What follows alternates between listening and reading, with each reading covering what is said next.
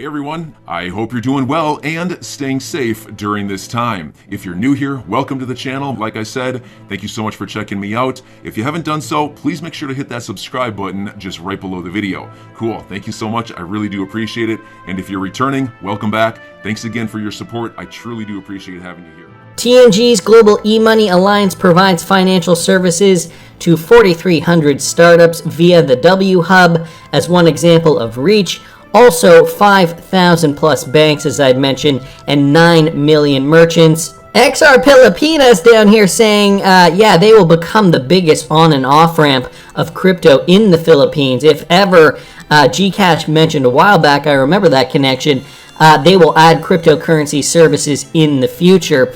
So very interesting. Also wondering if they are connected with coins.ph in any way, shape, or form. We know coins.ph is that provider in the Philippines that Ripple partnered with a few years ago now to support liquidity, to support ODL payments. Interesting news there. Wanted to thank T-Holbetic XRP for posting that. I also saw this, guys, from DJ Peter Vass. Ripple signs first creators, extends NFT partnerships with a creator fund. So this is just another example of Ripple moving in a different direction, focusing now on other use cases on the XRPL and them helping to foster this. So Ripple, the leader in enterprise blockchain and crypto solutions, today unveiled the first independent creators to receive funding for their NFT projects through Ripple's Creator Fund. With the global NFT market reaching $25 billion in sales in 2021, NFT marketplaces including NFT Pro, Eternal Labs, and OnXRP have also teamed up with Ripple to integrate the XRP ledger and deliver a faster, low-cost, and carbon-neutral NFT experience for their users. Notable creators initially engaging with the fund, and then it gives some names here, and then they're all listed down here with a bit of a profile. I guess I should go directly to the tweet. We're excited to share the initial creators being funded by Ripple Creator Fund. They're all linked here, and I will link them in the description, guys. I'll link this tweet in the description, and if you just hover over their Twitter handle, you can follow them if you're interested. Again, NFTs becoming more and more important, more and more, I don't know if important's the word necessarily, but more and more relevant, I suppose, as the years go on. I mean, they've just kind of popped out of nowhere with art mostly. Non-fungible tokens and their creators are making waves across industries, from art and music to real estate and gaming. There is not a market that will be untouched by NFTs, as the underlying blockchain technology and its myriad of use cases continue to gain momentum. So this is the other thing, right? We're seeing them in the form of art, music, real estate, as Ripple's blog post states here, but we are definitely going to see more use cases for NFTs in the coming years, and I definitely think that is going to grow as we see the metaverse, for example, become more popular too. So again, I'm not going to get into this article in detail. I will link it in the description.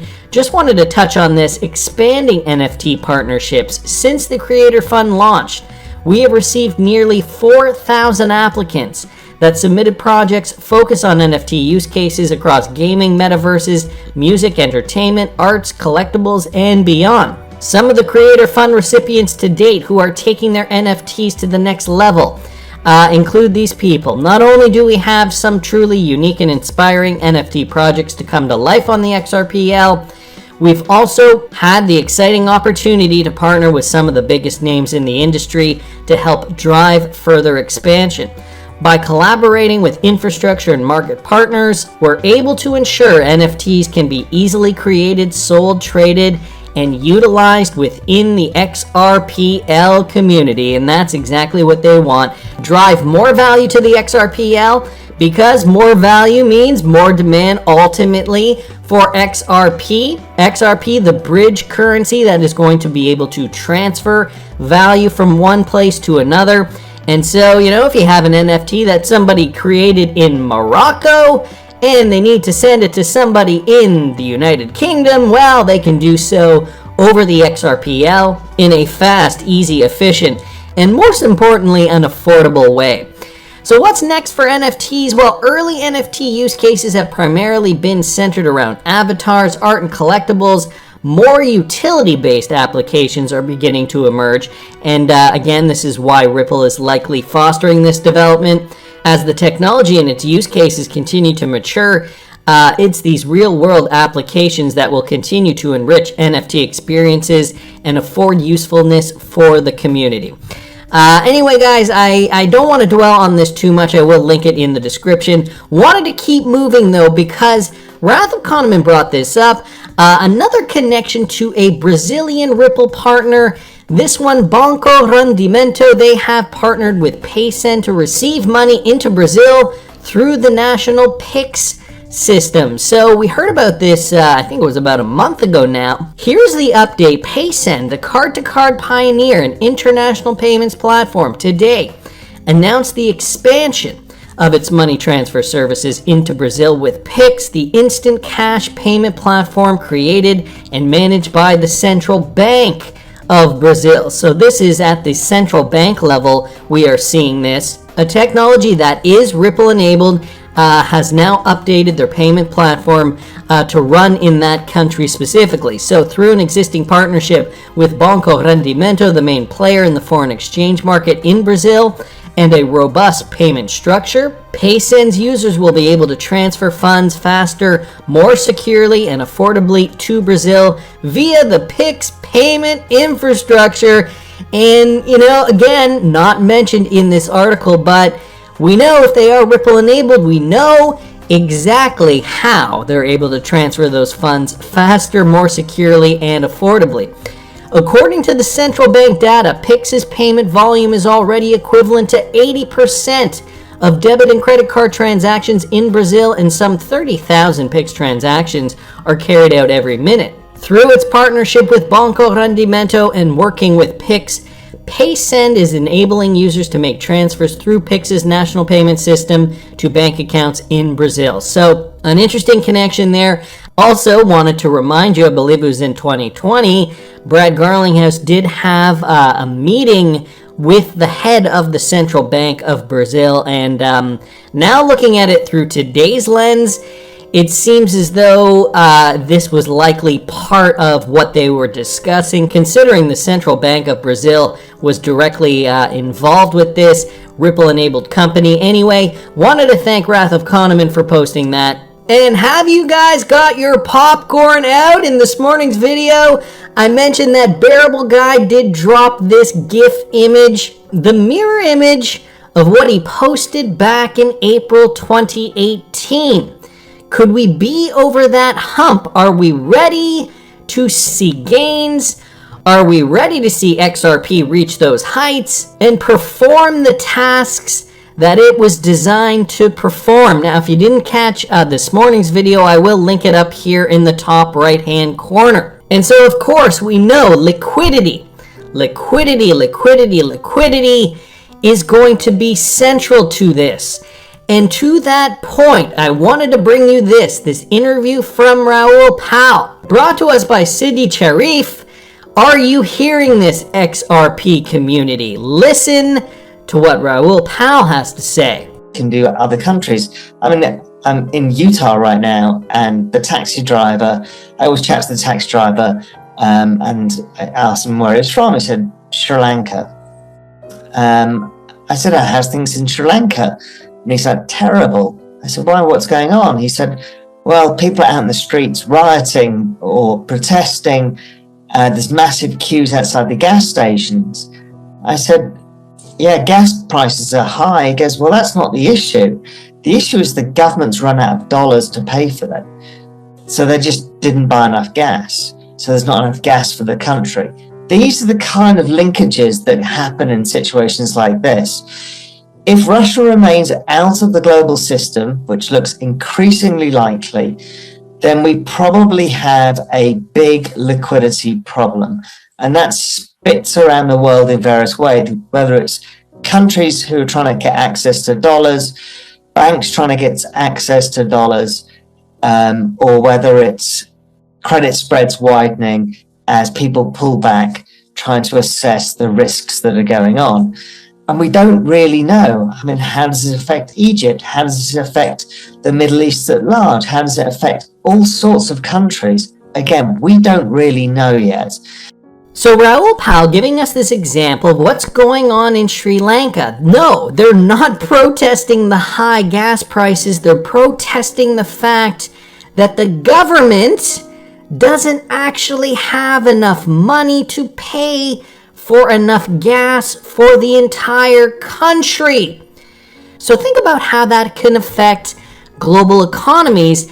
Raoul Pal also, saying this is likely because of the sanctions put upon Russia, and it doesn't sound as though the Western world and the powers that be, the World Economic Forum for that matter, are going to let Russia back in, not after this. So, because Russia is such an important part of the world economy with regards to gas production, how is this going to affect other economies? Are we going to shift gears? But more importantly, he mentions the liquidity. If we don't have the dollars to pay because we don't have the liquidity, well, how do we solve for that? A new financial system being ushered in. Liquidity, liquidity, liquidity. That is Ripple's number one game, or one of the top priorities that they've had to navigate over the last several years. The whole thing was, partnering with the crypto exchanges around the world to provide ODL solutions was to be able to source liquidity from those exchanges. Eventually, in November of 2021, they came out with the Liquidity Hub product, I think because they didn't find it too efficient to rely on maybe some of these exchanges. I don't know, I'm just kind of speculating on that, but my thought is the Liquidity Hub was created to provide liquidity that they could rely on. Brad Garlinghouse has also said, that liquidity is key in order for this to work. And so, just bringing us back to some older tweets here. XRPL, did you know David Schwartz proposed to add an automated market-making bot, an AMM, to the XRPL DEX? There are multiple people running market-making bots on the XRPL, and that's not a bad thing. In fact, market-making bots increase liquidity and reduce price fluctuation. So the whole purpose was for this, to increase liquidity. A unique AMM implementation could allow those who provide liquidity for AMMs to take a large share of the profits that are normally taken by arbiters. Well, an early idea bringing this AMM approach to the XRPL could be a game changer, and David Schwartz brought that up in September of 2021. Now, 2 months later, Ripple did launch the Liquidity Hub, or at least announced it. Of course, it was likely almost completed at that time, but interesting to note, another option to provide more liquidity for AMMs. Back from September of 2021, thanks to XRFFM for bringing that up. And also, just yesterday, I don't want to be redundant because I did just talk about this yesterday, but I thought I'd bring it up again from Matthew Lany. This is an XRP integrated platform. FizServe and TAS equals on-demand liquidity. So this is Ripple-enabled. FizServe introduces new liquidity management services. And again, I just talked about this yesterday, but the point I wanted to hit home is the liquidity. Through a new partnership with the TAS Group, FizServe offers the Aquarius liquidity management and payment flow monitoring solution that allows financial institutions to proactively monitor and manage their liquidity positions across all payment types. In combination with Enterprise Payment Platform from FizServe, Aquarius provides a robust liquidity management and payment flow monitoring solution with unparalleled real-time visibility into end-of-day and intraday conditions across all currencies, legal entities, internal and external cash flow sources, and direct and indirect settlement relationships. So this focus specifically. I'm your guy. I will keep you posted. I'm your advocate. I'll be back on a daily basis, usually multiple times per day, with these videos to keep you updated with everything going on. So I hope you enjoyed the video. If you haven't done so, make sure to hit that subscribe button. Feel free to share any of my videos with your friends, family, social media, or anybody who may care to listen. Thank Thanks so much for your continued support. I'm always here for you. I want to help you through this time. So thank you so much for continuing to choose me.